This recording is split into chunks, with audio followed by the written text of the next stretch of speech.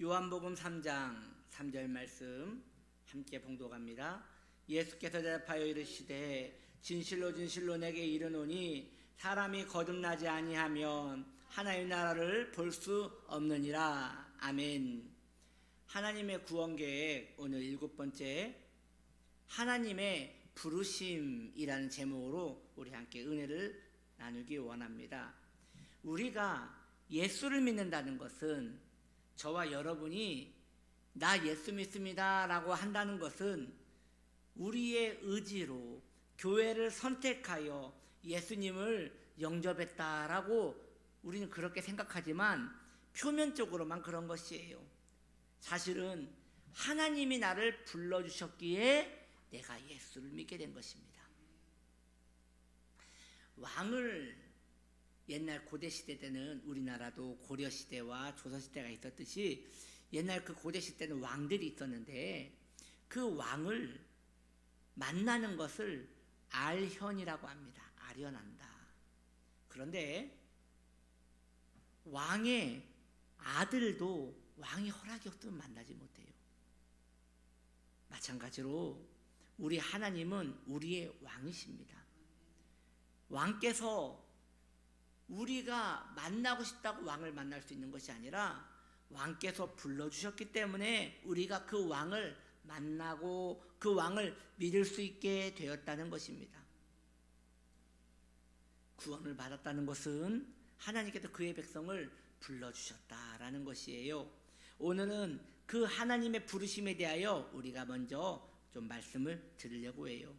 이 말씀을 듣고 하나님의 부르심에 대하여 깊이 이해되고 은혜 받는 우리가 되기를 축복합니다. 하나님의 부르심에는 두 가지가 있어요.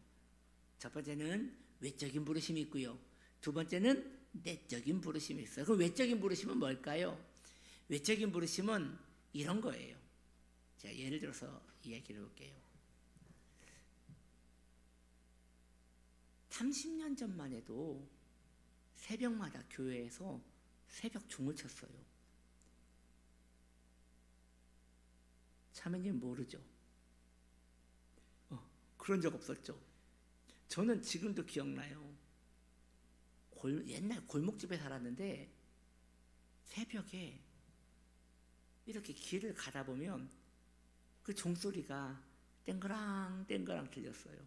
그 종소리가 이제 그 찬양 소리가 들리기도 하고 종이 들리기도 하고 그랬어요. 근데 어느 분은요, 그 종소리가 들릴 때 하나님이 날 부르는 것 같다 라고 하면서 그 소리를 듣고 교회를 가서 예수 믿는 사람들이 있어요. 이게 외적인 부르심입니다. 또 어느 분은 태어나 보니 부모님이 예수 믿는 거예요. 그래서 어린 시절부터 교회를 다니다 보다가 그렇게 어느 날 하나님이 믿어지네 라고 하면서 그렇게 외적인 부르심을 받은 사람이 있어요. 심지어 그런 분도 있어요. 전도자가, 그분이 참 전도를 좀 재밌게 했던 것 같아요. 전도자가 연세 많으신 권사님이었는데 길거리에서 한 남성을 붙들고 나랑 교회 한 번만 갑시다. 내가 교회 오늘 따라오면 5만 원 드릴게, 5만 원. 그래서 뭐 그냥 심심한 차에 따라갔대요. 진짜 5만 원을 받고 교회를 따라갔대요. 그런데 거기에서 마음이 이렇게 열리더라는 거예요. 하나님이 정말 계시나라는 마음이 들면서 마음이 열리더라는 거예요. 그래서 그분은 5만 원 받으려고 교회 갔다가 이렇게 예수 믿는 분도 있더라는 것이에요. 이처럼 외적인 부르심이란 뭐냐? 하나님께서 직접 누구야 라고 부르시지 않는다는 거예요. 하나님께서 사람을 통하여 그 사람을 부르신다는 것이에요. 즉 전도라는 방식으로 인생을 부르신다 하여 그것을 외적인 부르심이다 라고 한다는 것이에요. 외적인 부르심은 저랑 같이 교회 갑시다. 그건 외적인 부르심이 아니에요. 엄밀히 말하면 외적인 부르심은 복음이 전달되어져야 그리고 그 복음을 듣고 이해가 되어져야 그게 외적인 부르심이에요. 그렇다면 그 복음이 무엇이냐? 그 복음을 간결하게 최소한으로 만들어 놓은 게 사형리라는 거야. 사형리. 복음의 전달 방식으로서 예수를 믿는다는 것이 무엇인가를 4가지로 간단하게 정리한 것이 사형리인데, 그 사형리를 한번 보고 내가 이 사형리를 믿고 있는지 한번 점검해 보는 것도 좋아요. 첫 번째가 뭐예요? 하나님께서 당신을 사랑하시고 놀라운 계획을 가지고 계십니다. 이게 처음 만난 사람한테 전하는 복음의 메시지라는 거예요. 두 번째로, 사람은 죄에 빠졌습니다. 세 번째로, 예수님만이 죄를 해결할 수 있는 유일한 방법이 되십니다. 마지막으로, 예수님을 영접하면 누구나 구원을 받습니다. 이 4가지 원리가 전달될 때에 그게 이해되면서 그것에 대해 고민이 시작되고, 정말 이렇게 하여 내가 예수를 믿어야 하는 것인가 라는 생각을 하게 된다는 것이죠. 모태신앙인들이 고민하는 게 있어요. 그게 뭐냐면 자기가 예수를 믿는데 진짜 믿는지 모르겠는 거야. 내가 엄마 따라서 교회를 다녔는데 하나님 살아계신다고 하는데, 살아계신다는 걸 알겠어. 근데 그것이 배워서 하는 건지 아니면 진짜 내가 믿고 있는 건지 모르겠는 거예요. 왜냐? 딱히 가슴이 뜨거운 것도 아니고 신비적인 현상을 경험한 것도 아니고 이게 애매하단 말이에요. 그래서 하나님 살아계십니다 그러면 아멘, 여러분들은 죄인입니다, 아멘, 죄인입니다. 모르는 게 없어, 다 알아. 그런데 진짜 죄인인지도 모르겠고, 아니 그러니까 모른다는 게 아니라 그것을 배워서 하는지 아니면 그러니까 배워서 내가 뭐라고 할까요? 무의식적으로 알게 된 것인지, 무의식적으로 그것이 축적되어 알게 된 것인지, 아니면 진짜 내가 고백하고 있는 건지 모르더라는 것이에요. 근데요, 내가 이 얘기를 해줄게요. 어린 시절부터 엄마 따라서 교회를 오래 다닌 청년이 있어요. 내가 그 청년에게 하나님 살아계시지요? 아멘 그러더라고. 제가 이야기했어요. 그렇다면 하나님께서 살아계시는데 지금 당신에게 하나님이 구주가 되십니까? 당신은 죄인이라는 것을 인정을 하고 계십니까? 그리고 그 죄로 인하여 멸망받을 수 없는데 예수 믿어야 구원을 받을 수 있습니까? 라고 하는데 그분이 좀 솔직한 분이었어요. 가만히 있더니 난 잘 모르겠다고. 그래서 다시 물어봤어요. 그럼 진짜 하나님 계시는 것 같아요? 그랬더니 잘 모르겠다고. 그러면 당신은 천국과 지옥이 있다는 것을 인정합니까? 인정 못하겠다고, 모르겠다고. 여러분, 그거예요. 모태신앙이라고 하여서 다 무의식적으로 믿는 거 아니라는 거예요. 사춘기라는 것이 났기 때문에 자의식이 생겨. 그래서 그것이 기독교가 어느 순간 종교에 불과하다라고 딱 점이 딱 찍어지면 강제로 교회를 다닐지 몰라도 구주로는 인정이 안 된다는 것이죠. 그렇게 외적인 부르심이 있다 하여 다 예수를 믿는 것은 아니라는 것이에요.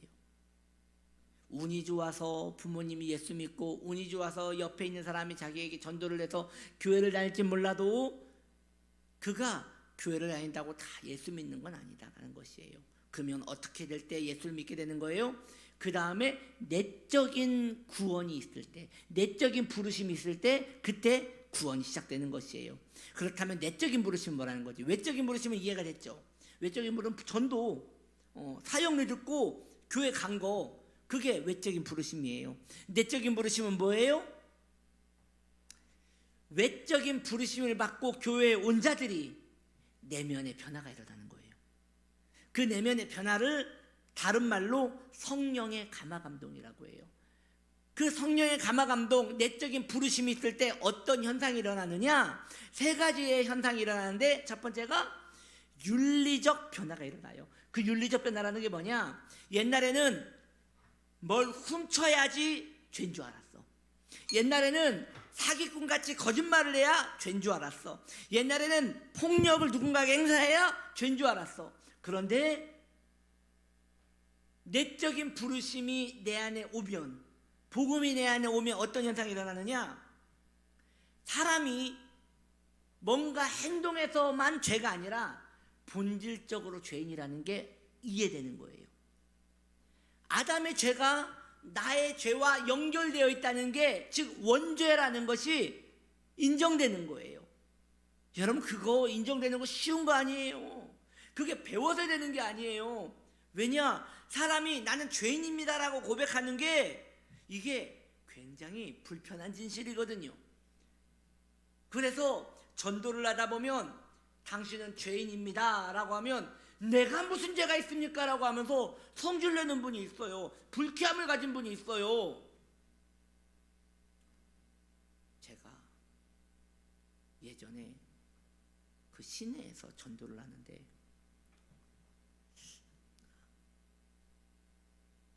그 자매님, 그 아가씨였어요. 아가씨에게 당신은 죄인입니다 라고 했는데, 그 아가씨가 굉장히 불쾌하면서 그때 뺨을 때리더라고. 그래서 쫄아가지고 도망갔어. 왜 그래요? 자기는 죄가 없는데 네가 언제 봤다고 죄인이라고 하냐는 거지. 근데 여러분, 우리 수쌤은 죄인입니다. 뺨 안 때려서 고마워요. 이게 인정되는 거예요. 왜요? 윤리적 변화가 일어나는 거예요. 내가 옛날에는 행동으로 뭘 해야지 죄인이라고 느껴졌는데, 이제는 본질상 죄인이라는 게 이해가 되는 것이에요. 그것을 받아들여질 수 있는 마음의 부드러움이 만들어지더라는 것이죠. 두 번째는 사상적 변화가 일어나요. 뭐냐? 옛날에는요, 내적인 부르심이 없었을 때는 종교는 다 똑같은 거야. 그런데 종교 중에 기독교를 선택했을 뿐이야. 그래서 다른 사람 예수 안 믿는 것에 대하여 별 스트레스를 안 받아. 왜? 너는 불교 믿고 나는 예수 믿고 뭐가 달라? 그런데 내적인 부르심이 들어오자마자 오직 구원은 예수밖에 없구나라는 게 내 안에 선명하게 사상적 개념으로 바뀌는 거예요. 그러니까 나를 죽인다고 하여도 누군가가 와가지고 예수 외에 다른 곳에서도 구원이 있다고 말해! 라고 말해도 절대 그 말을 못하는 거예요. 왜요? 사상적 변화가 일어난 거예요. 그래서 그런 말 있잖아요. 다른 사람하고 정치 얘기하고 종교 얘기하면 싸운대요. 마찬가지예요. 왜 싸워요? 특히 기독교가 유난히 그런 거야. 예수 안 믿는 사람들은, 혹은 다른 종교를 가진 사람들은 기독교를 뭐라고 하냐면 편협한 종교라고 해. 왜 너희만 구원이 있다고 하느냐? 불교 안 그러거든요. 불교는 그냥 다 도라고 해. 다 도. 카톨릭도 안 그래요. 다 길이 있다고 해요. 근데 우리 개신교는 뭐라고 해요? 예수님만 길이라고 해요. 예수님만. 왜요? 왜냐하면 그것이 내가 만든 것이 아니라 부르심에 따라 내 안에 고백되는 것이기 때문이에요. 어쩔 수가 없어요. 그게 내 안에 사로잡힌 바 되어서 나는 그 외에 다른 말을 할 수가 없는 거예요. 이게 바로 사상적 변화입니다. 그리고 세 번째로, 내적인 부르심이 있으면 어떤 변화가 일어나느냐? 운명에 대한 이해가 바뀌어요. 옛날에는요, 모든 것이 우연이라고 생각했어요. 뭐 그럴 수도 있고 저럴 수도 있고 다 그런 거지. 그런데 내적인 부르심이 시작되면서 뭔가 큰 힘이 나를 끌어가는 것 같은 느낌을 갖는 거예요. 그것을 우리 기독교는 뭐라고 하냐? 섭리라고 해요. 섭리. 다른 말로 경륜이라고 해요.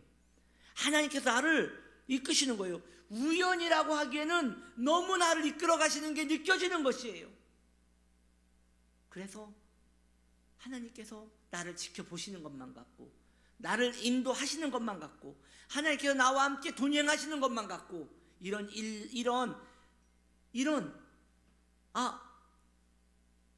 큰 뭔가의 힘이 나를 끌고 가는구나 라는 게 믿어지는 거예요.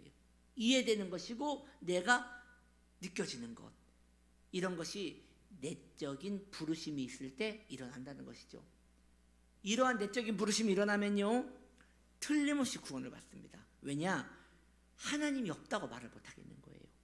그리고 그 하나님께 헌신하게 되고 그 하나님의 부르심에 점점 나아가게 되는 것이죠. 물론 이 부르심이 있다고 하여 금방 내가 성령 충만해지고 예수 잘 믿고 그런 건 아니에요. 서서히 성화되어져 가는 것이죠. 그 부르심에 응답하고 이제 점점 하나님을 알아가면 알아갈수록 진지해지고 경건해지고 하나님을 섬기고자 하는 마음이 서서히 들어가는 것이죠. 할렐루야. 자, 그 내적인 부르심이 있는 게 얼마나 귀한 것입니까? 그러니 예수 안 믿는 자에게는 그가 교회에 올지라도 내적인 부르심이 없다면 그는 이러한 말을 이해조차도 할 수 없는 것입니다.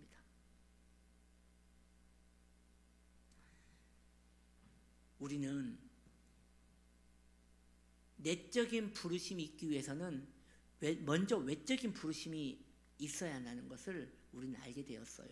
그래서 전도를 해야 하는 거예요. 왜냐?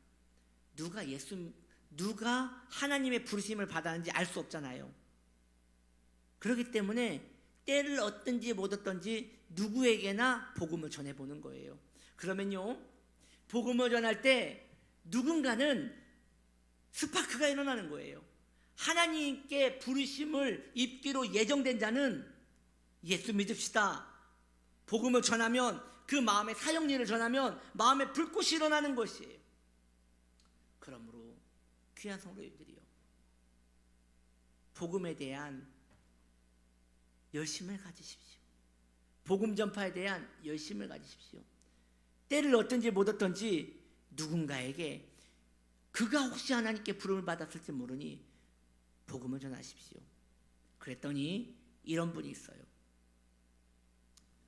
제가 우리 가족에게 예수를 전했습니다. 교회 가자고 했고 예수 믿어야 구원받는다고 했습니다. 그런데요, 말을 안 들어요. 교회를 안 와요. 예수를 안 믿어요. 이미 했는데 계속해야 합니까? 어떻게 해야 돼요? 계속해야 돼요. 계속해야 돼요. 왜요? 마음이 언제 열릴지 몰라요. 하나님의 부르심에는 때가 있어요. 어느 때에 그 마음이 부드러워져서 그 복음이 들어갈 수 있기 때문에 우리는 했던 말이라도 다시금 또 전하는 거예요. 다시금 또 전하는 거예요. 그렇게 외적인 부르심의 도구로 쓰임을 받도록 또 전하는 것이에요. 그럴 때 거룩한 은혜가 임하게 되는 것이죠. 저는요,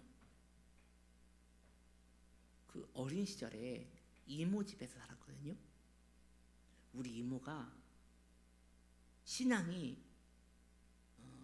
굉장히 뜨거웠던 분이었던 것 같아요. 주일이 되면 가족들을 다 모아놓고 예배를 드렸어요. 그때 종종 불렀던 찬양이 믿음으로 사는 자는 하늘 위로 받겠네, 그 찬양을 불렀고, 또 기억나는 것이 지금까지 지내온 것, 이 찬양을 참 자주 불렀어요. 그런데 지금 십수년이, 오랜 시간이 지난 지금도 그 찬양이 귓가에 맴돌아요. 하나님께서 우리 이모를 통하여 저를 외적인 부르심으로 불렀던 것이죠. 그런데요, 그것이 내게 신앙은 아니었어요. 왜요? 외적인 부르심이 있었지만 그것이 내 내적인 부르심이 아니었으니까. 중학생 때 교회를 갔는데 그때 목사님의 말씀이 이상하게 마음에 와닿는 거예요. 하나님은 아버지다라고 하는데 마음에 그 와닿는 거예요. 그래서 하나님이 아버지시라면 나를 인도하시지 않겠는가라는 그 마음에 점점 하나님에 대하여 마음을 열고 신앙에 귀하게 된 거예요. 그렇게 내적인 부르심에 응답하게 되는 것이죠. 마찬가지입니다. 하나님의 부르심이 있는 자는 주 앞에 서게 될 것입니다. 그렇게 신앙의 믿음의 여정을 따라 신앙을 가지시고 그리스도를 구주로 영접하여 믿음의 길을 걸어가는 저와 여러분 되시기를 예수님의 이름으로 축복합니다. 기도합시다.